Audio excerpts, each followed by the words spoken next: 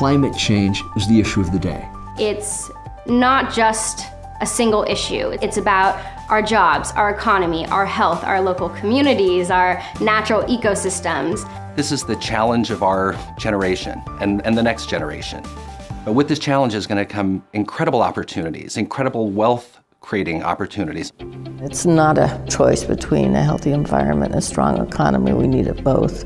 There's thoughtful middle ground here. There are solutions that should be win-wins for all sides of the political spectrum. And then there's just scientific fact. Climate change is not a political issue. The science is not political. If we're going to shift the needle on the problem of human-caused climate change and figure out intelligent ways of addressing this problem, we need a smart, scientifically savvy electorate. We may come from very different backgrounds and very different social statuses, economic, social, racial, cultural backgrounds, but we only have one planet. My hope comes really from the human spirit. I think people are genuinely good and want to do the right thing. Climate One is not just about the people on stage, and it's not just about the environment. It's about energy. It's about our economy. It's about how we live. It's about all of us.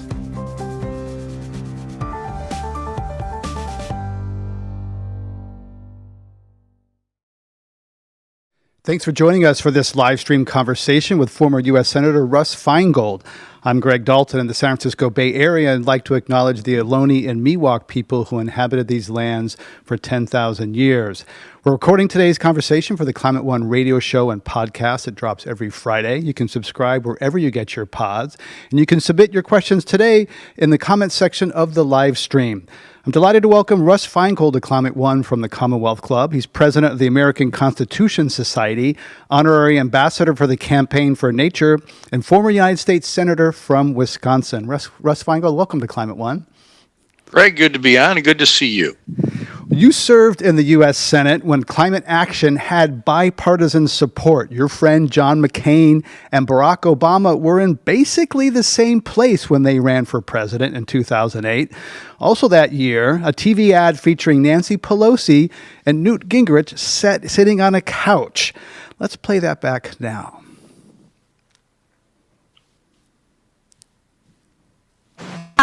Hey, I'm Nancy Pelosi. Hi, I'm Nancy Pelosi, lifelong Democrat and Speaker of the House. And I'm Newt Gingrich, lifelong Republican, and I used to be Speaker. We don't always see eye to eye, do we, Newt? No, but we do agree our country must take action to address climate change. We need cleaner forms of energy, and we need them fast. If enough of us demand action from our leaders, we can spark the innovation we need. Go to wecansolveit.org. Together, we can do this. Comes to your heart and mind when you see Nancy Pelosi and Newt Gingrich sitting on a couch in front of the U.S. Capitol saying, we got to solve climate? Well, it makes me very sad to think about the fact that we don't have that kind of cooperation now. Speaker Gingrich was not the easiest guy to get along with on issues, but the fact that Speaker Pelosi and Speaker Gingrich were able to come together in this reminds me of really, frankly, what I grew up with here, which was a Wisconsin tradition. We had Republicans and we had Democrats. But when it came to the thing we called conservation, before we called it environmentalism, everybody just put aside those differences. Our famous governors, Warren Knowles and Gaylord Nelson, both governors, but one Republican, one Democrat, were symbols of the cooperation on these issues, preserving natural lands. It just wasn't a partisan issue. And when I got to Congress, it was still that way. I got there in 1992, but on so many issues, a lot of the Democrats and Republicans were willing to work together. And that's how Gaylord Nelson was able to pass as a senator the Clean Water Act and the Endangered Species Act and the Clean Air Act, all those things in the 60s. And in fact, Richard Nixon created the Environmental Protection Agency. It's not like he was an anti-environmentalist, but things sharply changed, Greg, at some point in the late 2000s. And I think we both know what it was. It was a direct attempt to take climate out of the sphere of bipartisanship and to turn it into a partisan bloodbath led by some very powerful corporate interests, which I'm sure we'll talk about. But it really changed things to the point where we have a really bad divide on this issue, and almost nothing seems to get done, at least at the national level, with regard to climate change. Yeah, so much was happening around that time, 2006 to 10 in there. I believe Freedom House, which charts the freedom of governments around the world, they started to see a decline in free democracies around the world around that 06, and it shrunk then. One other big thing there, 2010, the Supreme Court handed down Citizens United that undid the 2002 McCain-Feingold restrictions on campaign finance and allowed unlimited funds to be poured into elections. How do you connect that with what other changes, the fossil fuel companies, things that were going on at that time? Well, you're right that it was the rise of the Tea Party as President Obama was coming into office that somehow became identified not only with being against a health care bill that hadn't even been introduced yet, and claiming that President Obama was born overseas. But a third part of it was a concerted attack that I witnessed personally on any attempt to try to do something about this legislatively. The so-called cap and trade legislation was attacked as a socialist plot that would destroy the economy. So as I did these town meetings in 2009 and 2010, I was shocked at the disinformation. And this is key, because the disinformation, as we know right now, is a big part of the overall authoritarian strategy in the world and the attack on democracy. This was one of the first experiments with it, led by the tobacco companies first, with regard to smoking. Right, and we saw that there, and then the rise of the Tea Party. Do you think that people of color would often say that they knew that electing a black man would bring a big racial backlash? What part do you think race played in that? I'm sad to say that I think race played way too much a part. You know, I literally made a promise when I ran for the U.S. Senate in 1992 that every year I would go to each of Wisconsin's 72 counties and hold an open town meeting. And we did it for 18 years. But all of a sudden, after Obama was elected, before he was even sworn in, all of a sudden, all these angry people that I'd never seen before came in and started saying that he was a socialist and he was going to do this and he was going to do that. And they actually scared people away, people that came every year. They were always very mild sessions where if anybody sort of, it tended to be more liberals because who I am. But whenever somebody came in and was a conservative, I made sure the crowd treated that person with respect. And all of a sudden, these things became screaming sessions. And you could see that across the country at that point. So this was part of the strategy. Disinformation, disrupt public meetings where people could come together. And yes, even in some of the rural counties where I thought a lot of liberals lived over near the Mississippi River, I remember some of the people that I understood to be progressives on the environment saying, hey, this climate change thing is a hoax. And I've written about this in a book I wrote in 2011. Something really twisted people on this in about 2010 and 2011. Right. And of course, calling cap and trade a socialist plot is pretty ironic because cap and trade was the Wall Street friendly version of tackling climate change. It was favored by big business. Exactly. It was not the other one. Well, when President Obama came in, he famously decided to tackle health care first in his first term ahead of climate. Now, partly that was gas prices were very high and people were angry. Now, President Biden once again is putting the transition to cleaner energy a bit to the side as he looks to the midterms and worries about high gas prices. So what do you think about the political calculus right now of, we got to drill more, increase fossil fuel supply, get prices down. Climate's important, but we can't put it first and top right now. Well, you're right. This just keeps happening. And it's incredibly important that we deal with the climate issue, as well as, I might add, the biodiversity issue, which is a related issue that was also an outgrowth of the Rio conference in 1992, where those treaties were initiated. And somehow these things get put on the back burner. And you can understand why. Look, I know when Barack Obama became president, I knew that he was on the right issue on healthcare because every year for 18 years that I did town meetings, healthcare was the thing that people most mentioned. Problem with the climate issue, as you know, even though there were heroic efforts by people like Al Gore and others to make it sort of accessible, is that it is more complicated. It's harder to connect to on a day-to-day basis. You can see the strange things going on with the climate, but it's so heavily laden with science and complexities that it's real fertile ground if people want to try to distort things, particularly when something like this might involve sacrifice. If you can convince people, you don't really need to do this. There's always been climate change. It's no big deal. Well, people would rather hear that than that they're going to have to sacrifice for it. And so it creates kind of a Sisyphus kind of situation where you keep pushing this boulder up the hill. Well, and the costs and changes and the costs are today and the benefits are in the future. And we're not very good at that in our political cultures. Like we want benefits today and the costs tomorrow or never. I believe fervently in democracy, but you're right. The fact that we do have these regular elections, that we're frequently changing hands, it's very hard for political people to be able to sit down and draft up a long-term vision. Frankly, the Chinese are much better at it, but they do it in a very autocratic way that ultimately may backfire on it because they're trying so hard to preserve the dominance of the party. But they are able to exude an environmental or an industrial or a foreign policy out 10, 15 years. So this is one of the great challenges of democracy in this interdependent age is how do you plan forward when you know that it could go back and forth? We may have another huge shift this year politically that could stop in the tracks of even what President Biden is trying to do in this area.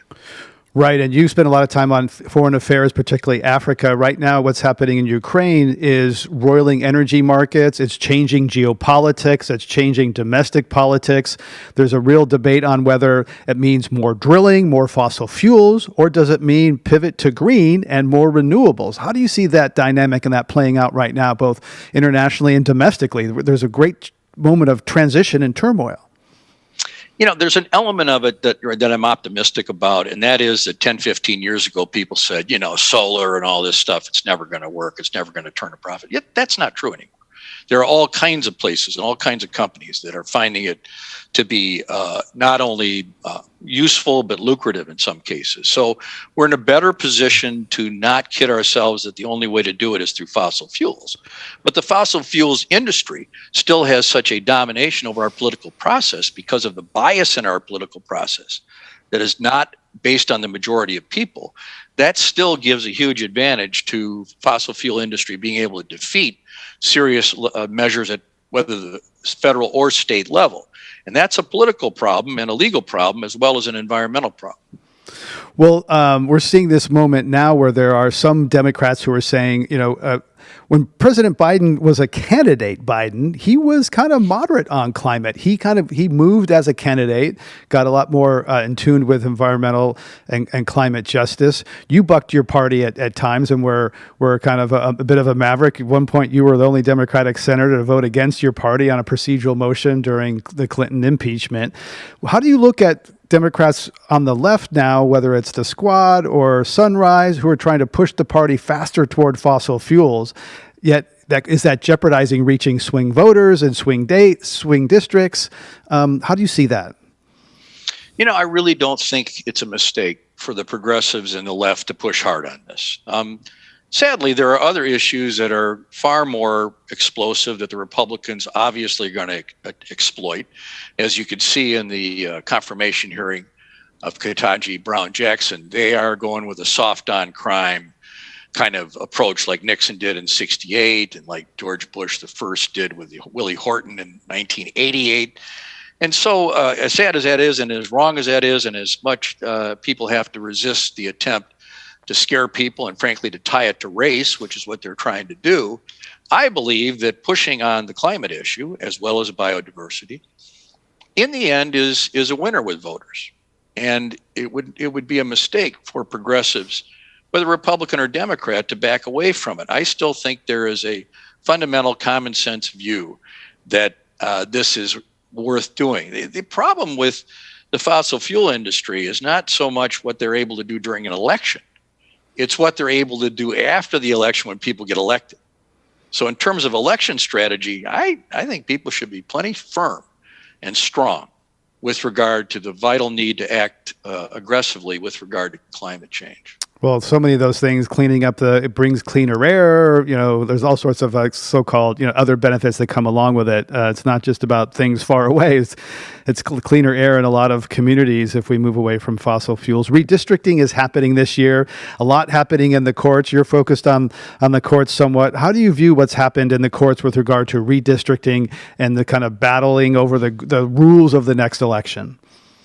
If people wonder how is it that the majority of people believe that climate change is a serious problem, the majority of people want various environmental measures, how is it that that's the case, and that you still end up with legislatures all over the country that are hell-bent on preventing serious climate change legislation? In fact, we had incidents here in Wisconsin where they would even try to make sure that nobody in the state government was allowed to mention the phrase climate change, including the daughter of former Senator Gaylord Nelson, the founder of Earth Day. They tried to punish her for that. How does that happen? Well, it's through reapportionment. It's through gerrymandering. Let me give you an example. We had a Republican governor and a Republican legislature consistently from 2010 to 2018, and they did lots of bad things, undoing the labor movement, undoing collective bargaining. But in 2018, the Democrats had a good election. They won the governorship here, the lieutenant governorship, the state treasurer, and the attorney general. It was a clear Democratic majority. Guess what? In the legislature, not only did Democrats not pick up ground, they lost ground in both the House and the Senate, the Assembly and the Senate. The same voters. Why is that? Because the districts were, in a partisan way, redone so that the votes of Democrats, particularly African Americans in the southeastern part of the state, were minimized. And a case was taken all the way to the United States Supreme Court based on the Wisconsin case as well as others, saying, this is something that shouldn't be allowed. And unfortunately, this court, as in so many other cases, said, no, actually, that's fine. You can do it on a partisan basis. So what happened is, even though clearly a majority of the people of this state want action in this area, it can't get done. And so now the Supreme Court has intervened again, as we're about to have the decision made about what the lines are going to be for the next 10 years. And in this case, Greg, our Wisconsin Supreme Court did the right thing at first. One of the conservative justices said, this isn't right. And he voted with the progressives. And he said, with regard to the state legislative program, the governor's plan should be used. Well, guess what? United States Supreme Court and the shadow docket, without even having an oral argument, without even really having a briefing, quietly struck it down. And they went back to the Supreme Court and they went the other way. So what does that mean? 10 more years of the frustrations of the will of the people of Wisconsin, 10 more years of gerrymandering, and 10 more years of very unlikely progress on environmental issues, including climate change. So what can be done about that? Do you favor expanding the court, term limits? That gets talked about, then it kind of fades away. It doesn't seem to be quite prominent now. Well, we at the American Constitution Society think that there is a new momentum for this. And, the president had a commission about judicial reform. And some of the people went into it thinking that, well, it's not a good idea to expand the court. Well, some of the most prominent people that felt that way changed their mind, particularly Nancy Gertner and Lawrence Tribe, two of the most distinguished constitutional lawyers from Harvard Law School. They wrote an op-ed afterward saying, you know what? We thought maybe term limits would be better. And by the way, we support term limits for members of the Supreme Court. But they also concluded that the only way to undo the packing of the court that was done by Trump and McConnell is to add some seats, which of course is perfectly constitutional. It can be done and has been done in the past. And it's the only way to change the fact that essentially a seat was stolen from Obama and a seat was stolen in advance from Biden.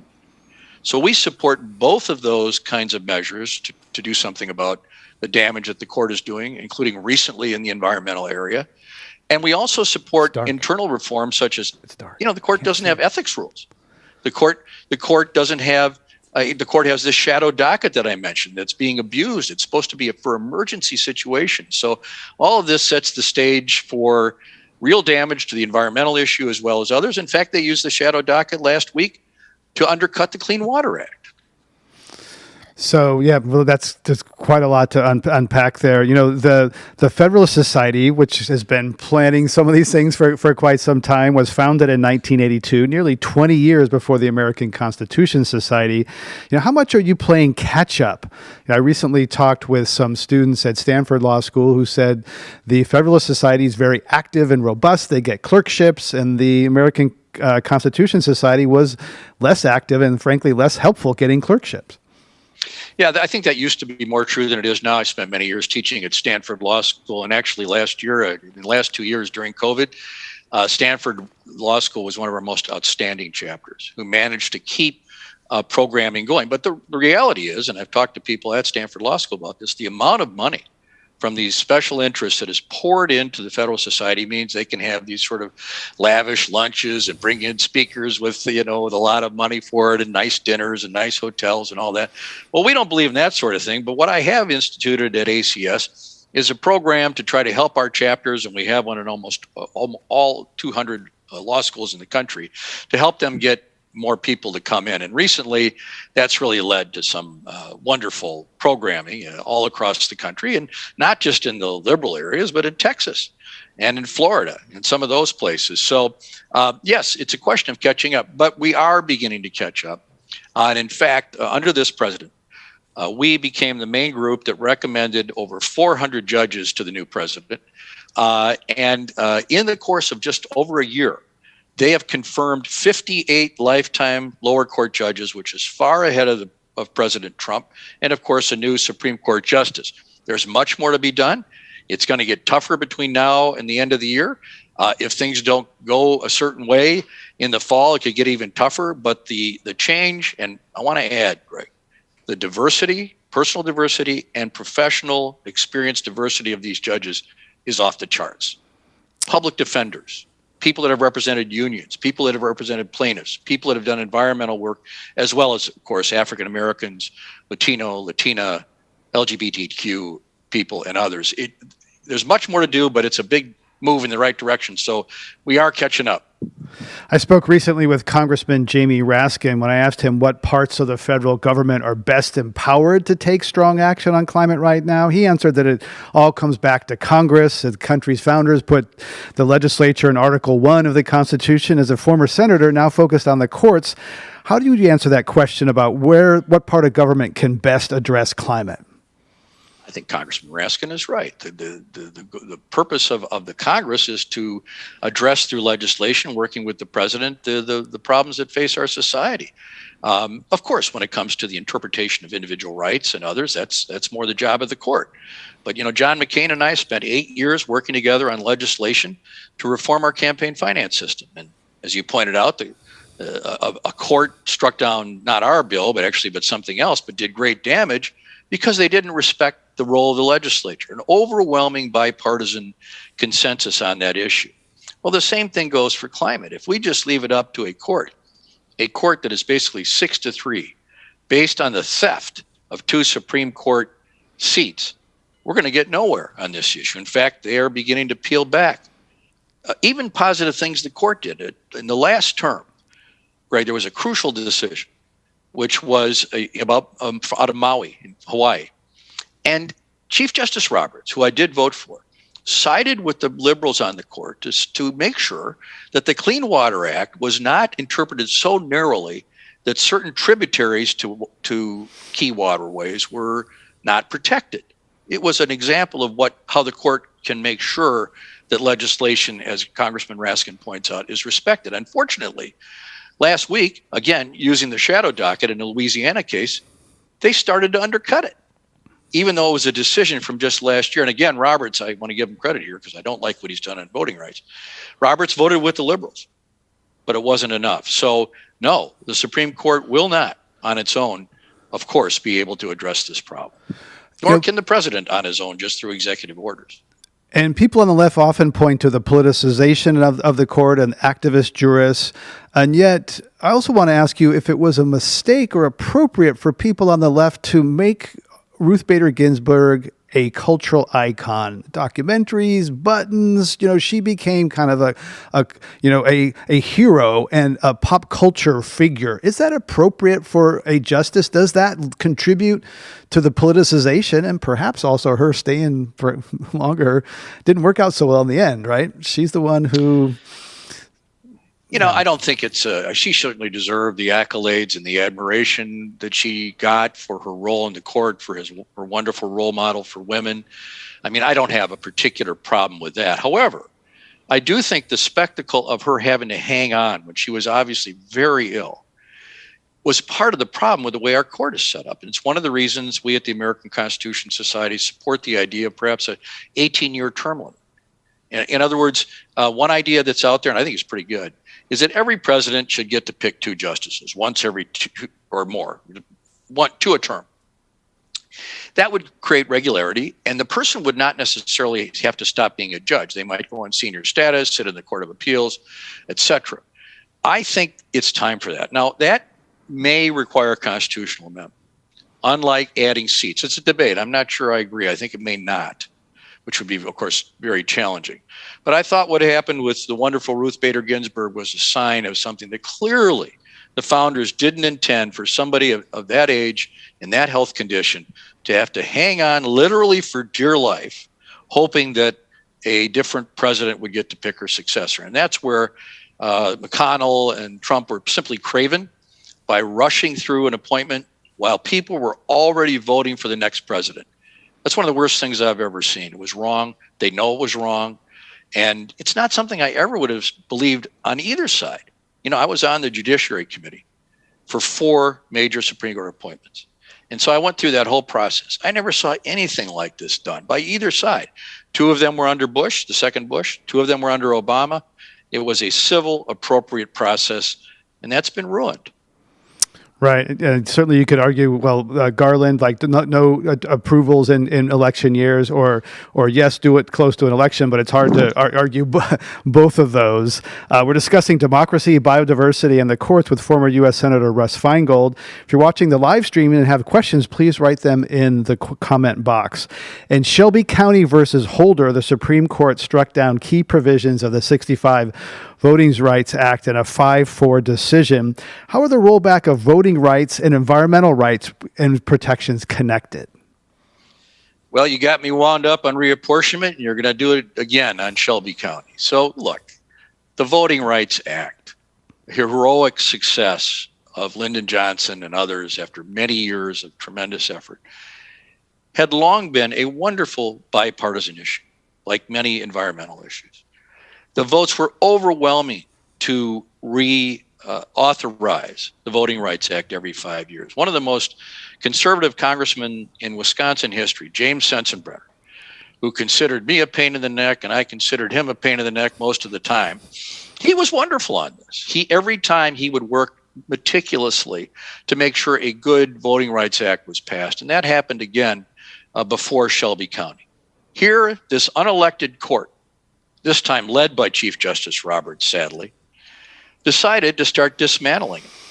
They eliminated the pre-clearance requirement. Now, what's that? The pre-clearance requirement was that certain places with histories of Jim Crow laws and racism had to get their voting procedures cleared in advance. He basically said, racism's not a problem anymore in voting. Well, that unleashed a terrible torrent of anti-voting laws, including here in the state of Wisconsin, trying to eliminate early voting, trying to require voter ID, limiting the number of polling places, doing everything possible to make it difficult for people to vote, in addition to the reapportionment and the gerrymandering that we've already talked about.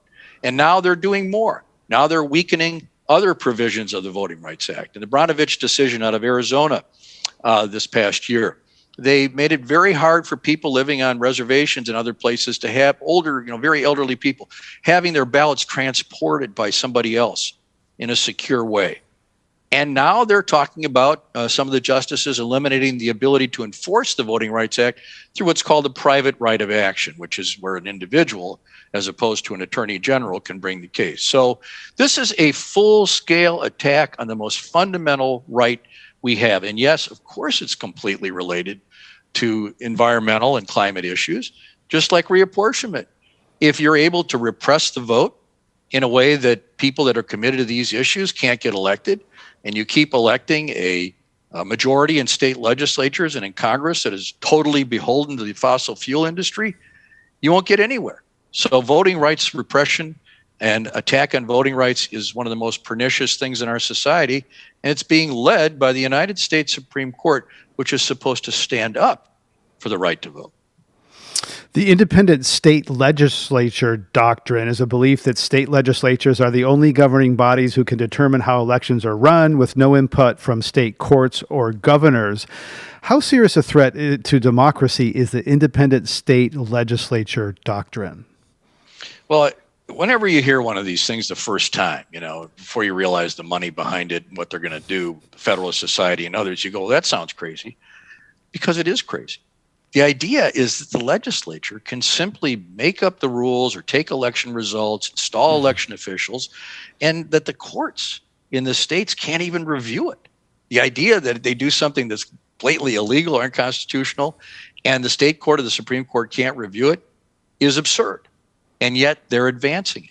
And there is a reason to believe, potentially, that as many as 4 of the members of the Supreme Court already support it. So this would gut our democracy. It would be totally autocratic.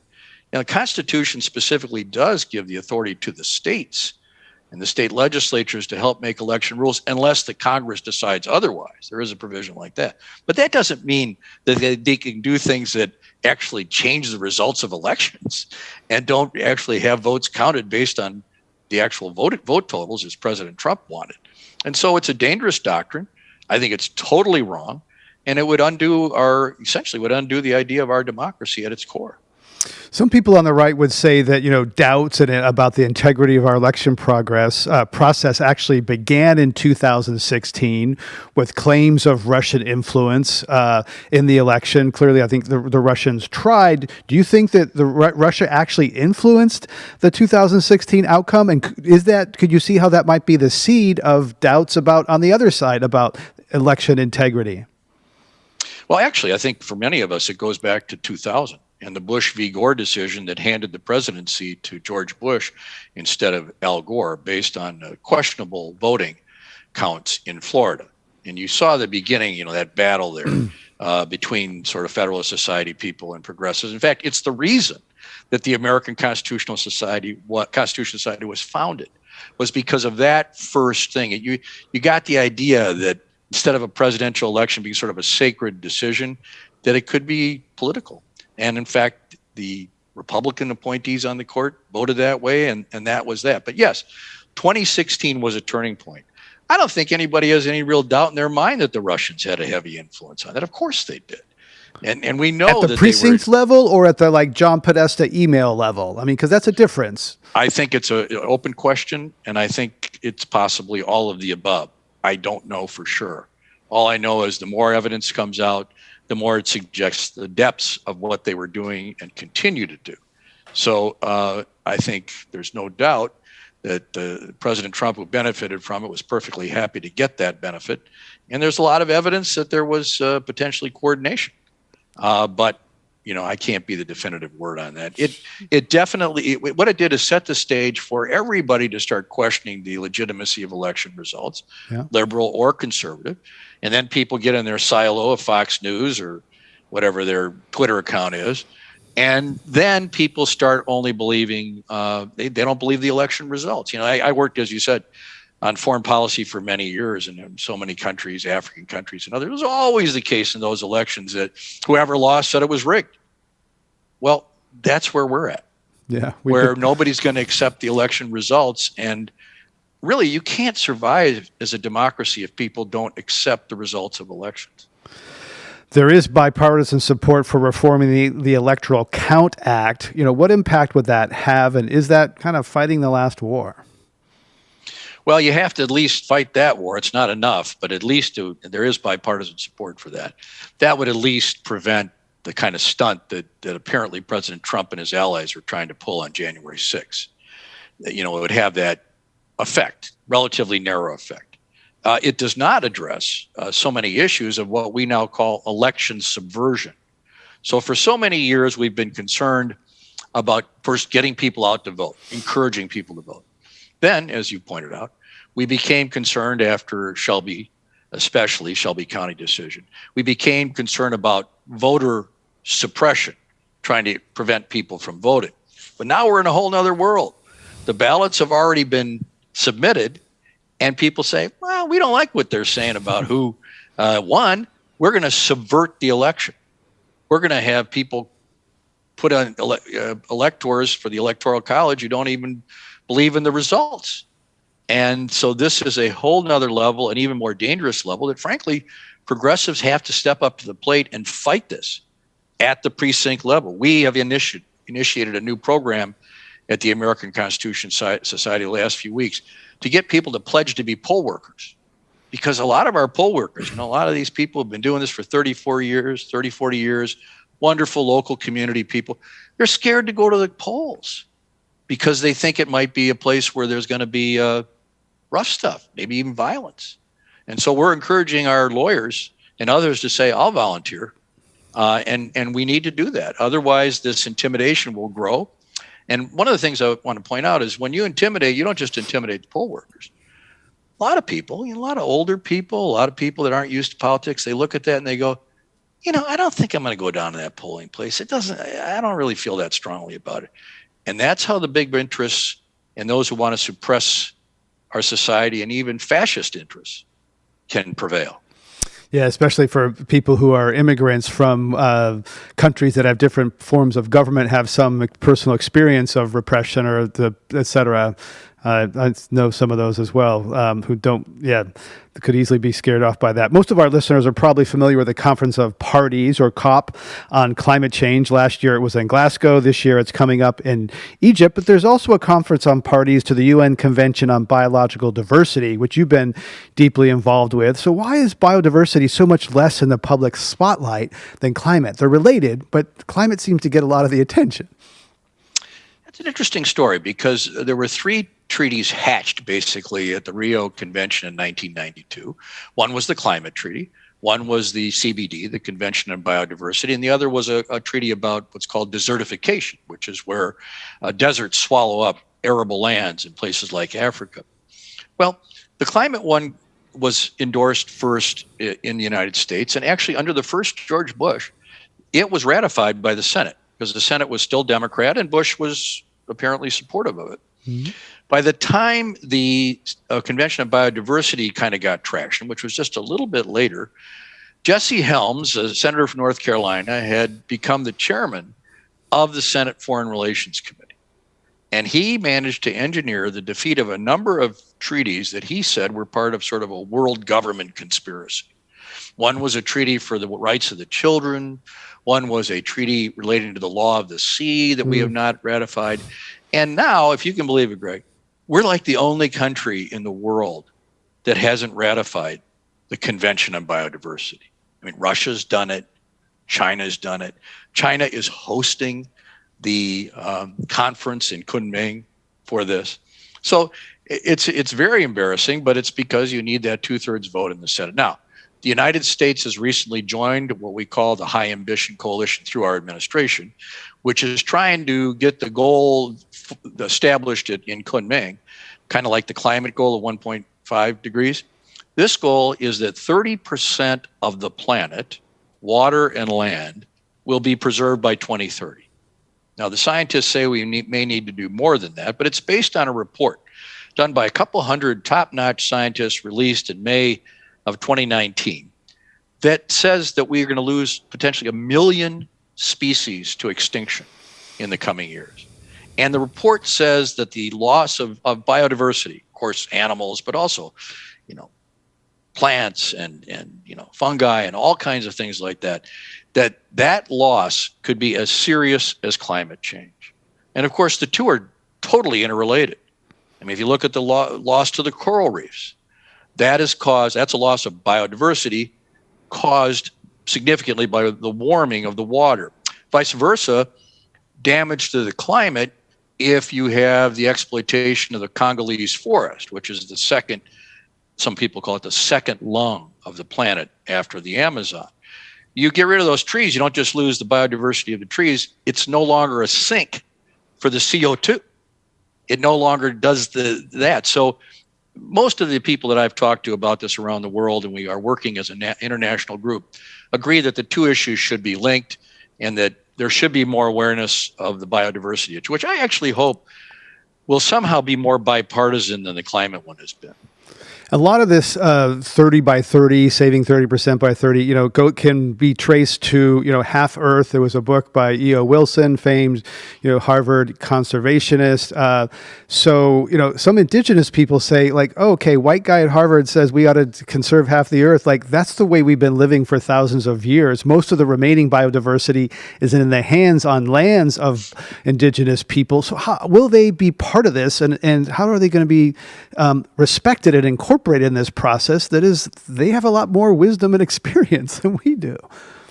They're absolutely right. And in fact, it's interesting, right, that in 2010, because this sort of conference meets every 10 years to set the goals, this was not really considered. But now, ever since I've been involved with this for 3 years, there are three main principles. Number one is to achieve the 30 by 30 internationally. Number two is to make sure there's financing. You can't say to a country in Africa that can't feed its own people, well, why don't you go and preserve this land and not feed your people? So we have to have financing from wealthy countries. But the third principle is the protection and establishment of the rights of indigenous people. The famous first national parks in Congo, they kicked the indigenous people out. I've met with indigenous people in Uganda and others who have been displaced. And you're absolutely right. These are the people that know the most about it, that know how to handle the diversity there, have so much to teach us. So a mechanism has been created through the Campaign for Nature and through the Convention on Biodiversity, where lands where indigenous people are still living will be counted as preserved under certain conditions. In other words, the lands can't be sold off to mining companies, to mine the whole thing. But there has to be a major change in the attitude about the role of indigenous people, and is one of the three fundamental principles that this Campaign for Nature is all about. And in fact, the negotiations are going on now. It's a stumbling block, but they're going to get over it. And the language needs to be very strong on protecting the role of indigenous people with regard to biodiversity. Voters in Ohio voted to give rights, the Lake Erie Bill of Rights, which allowed citizens or the city to sue on behalf of Lake Erie. Federal judge struck that down. People in your state, indigenous people, think Lake Erie is a being. Does nature have rights that can be defended in a court of law?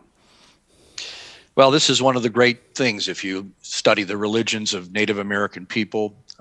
Yes, where I really picked up this belief was studying the beliefs of the Ojibwe people, who were the ones that settled eventually on Lake Superior, which is my favorite place, known in the Longfellow poem as the Great Lake Gitche-Gumee. And they do believe, and if you think about it, they do really see the lake as a being. And it really is, if you think about it. So that's sort of the philosophical approach. Many countries actually have constitutional provisions that protect the right to a clean environment. And so that has occurred. But of course, 200 years ago, the founding members of our society, the founding founders, did not think in those terms. They had no idea what climate change might be, and this is not the way they thought. They also put into place a mechanism to amend the Constitution that is extremely difficult. It's very hard to amend our Constitution. So the question is, I think, whether or not a sort of common law or general approach to talking in terms of at least right to a clean environment under the Constitution, or whether the states can establish rights to a clean environment within their own states, they're free to do that, even if it might be more difficult at the federal level. So I would encourage that kind of thinking, and I think it would be helpful, but I don't think it's going to be an easy sell to this Supreme Court, believe me. Sure, absolutely. There's about 12% of the U.S. lands are protected under some form of protection now. There needs to be another 18% or so to get to this 30% goal. In your state, 82% of land is privately owned, and in states like Nebraska and Kansas, it's 90, almost 100% of land is in private hands. Does that mean that private landowners are going to have their land taken away to be conserved? No, it does not. And in fact, the president put out a wonderful report this year with his Secretary of Interior, who's the first indigenous person to ever serve in that position, called the America the Beautiful Plan, that basically endorses the idea of 30 by 30, but it explicitly talks about working with property owners, working with ranchers, working with farmers. There are a lot of people here at my alma mater, the University of Wisconsin-Madison, who have gone around Canada and the United States working with ranchers, saying, look, you can have wolves, you can have grizzly bears, you can have these things right here in your land without giving up your private property rights. And they've taught them how to do it, and apparently there's enormous enthusiasm. So these two things don't have to be incompatible. And lands that are still privately owned can be part of the solution here. This is not about nationalizing everybody's land. On the other hand, thanks to the wisdom of people in this state in the past when things weren't so partisan, this state did preserve a lot of its national area, huge national forests. We have basically a national park, the Apostle Islands and Lake Superior, which are magnificent, are wilderness areas, and we have a tremendous amount of that land. It would be great to have more, but it does not have to be done by confiscating private lands. You spent quite a bit of time working on Africa and the U.S. Senate. We have a question from Samuel listening to the live stream. Samuel asks, what are your thoughts on how the green energy transition will influence the geopolitical and social impact of conflict and strategic metals like cobalt or rare earths, particularly in Africa? Could green energy unleash a mining rush in Africa that could be bad, but out of most people's view?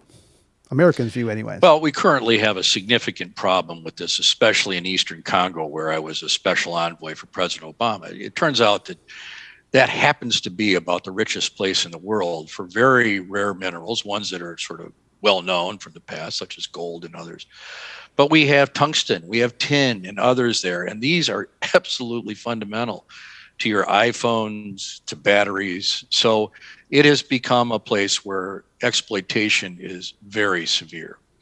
There are international efforts, as well as American efforts, through the Dodd-Frank bill from 2010, as well as the EU, to try to make sure that those things are followed closely. But my view is the growth of alternatives, of solar, of other ways to achieve green mechanisms can actually benefit Africa more quickly than others because they don't have all of this yet. They can start off on the right foot.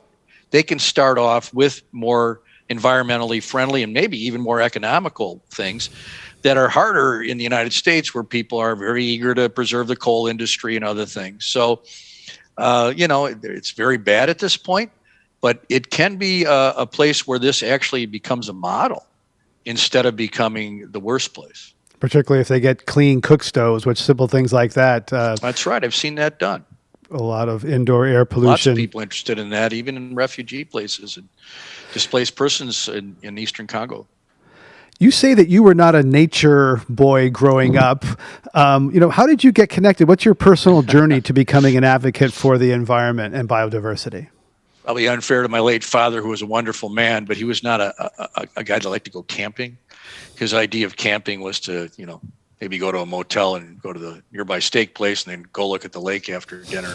That was what I grew up to do. But, as I got older and I got into politics, people started encouraging me. And I discovered, this place, the Lake Superior. It's in my state, and I didn't even know as a state senator that this magnificent place, and it's every bit as beautiful as the view of Pebble Beach, believe me, when you'd go to the top of the state. And I went, wow. And my mother said, my dad had passed away, let's come up here. And so for 30 years, I've gone up every summer to this magnificent place and developed a real deep feeling for the preservation of wilderness places like the Boundary Waters, the Apostle Islands, and the Utah wilderness. And I think I told you before that I couldn't help but think, it's corny, but I couldn't help but think when I got to go on a rafting trip down the Colorado as a senator to sort of see why it needed to be preserved, I kept running through my mind was John Denver's line in Rocky Mountain High. He was born in the summer of his 27th year, going home to a place he'd never been before. Mm-hmm. And so it's become a passion of mine. And that's one thing I learned about Africa and the environment. Just because something wasn't an interest or a passion of yours when you were young, or even when you were in school or when you were in training, God willing, there's plenty of time to develop a love for things you never expected, and they become some of the most meaningful things in your life. And I feel that way about nature.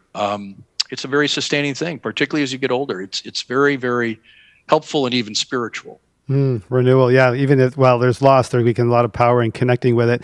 Last question, Senator. Our culture is deeply human-centered, and declining biodiversity is invisible to most people. They don't see how a connection, maybe they understand bees pollinate food. They're like, okay, that's the problem.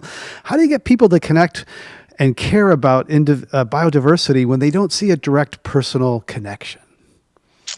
It's hard, but there's a couple of levels to this. The truth is that if you have the continuing exploitation of agricultural areas, huge food shortages will occur throughout the world. These big palm oil forests or operations in Indonesia and others lead to the loss of biodiversity. And then you have the loss of pollination. I mean, even one example, even though people don't see this, is apparently people that love guitars are very concerned about monkeys near ebony trees in Africa. Why? Because without the monkeys, the seeds for the ebony trees don't get moved around. And the ebony trees can't survive. So sometimes it's a two-step thing. On the other hand, I think a lot of people realize that certain animals and certain things that used to be around aren't around as much. In fact, I saw a study that since I was in high school, 50 years, 1970, when Earth Day started, we've lost 30% of all the sort of normal birds you would see in North America. 30% of them, they're gone. And so people might say, well, there's some birds around. Well, they're not as many as there used to be. On the other hand, through environmental efforts, we have animals that we've never had before. Across the street from where I am right now, there's a conservancy. Sandhill cranes all over the place. Wild turkeys. And so it's a mixed picture where people might say, well, you know, there's more than there used to be when I was young, but the fundamental concern about land usage and about not preserving enough of it is ultimately very threatening to people's stability and to the stability of our society. Well, Senator, we have to wrap it up there. Thank you for your time and for your thought and your insight and your leadership. It's been a pleasure. It was fun. Thanks so much. I'd like to give a shout out to the Climate One team for making this live stream happen. Adam, Austin, Ariana, Brad, Steve, and Tyler, thank you. You don't see them, but they make this happen. On Climate One today, we've been discussing democracy, biodiversity, and the courts with former U.S. Senator Russ Feingold. Podcasts of this and other Climate One shows are available wherever you get your pods. Thanks for joining us online. We'll see you next time, everybody.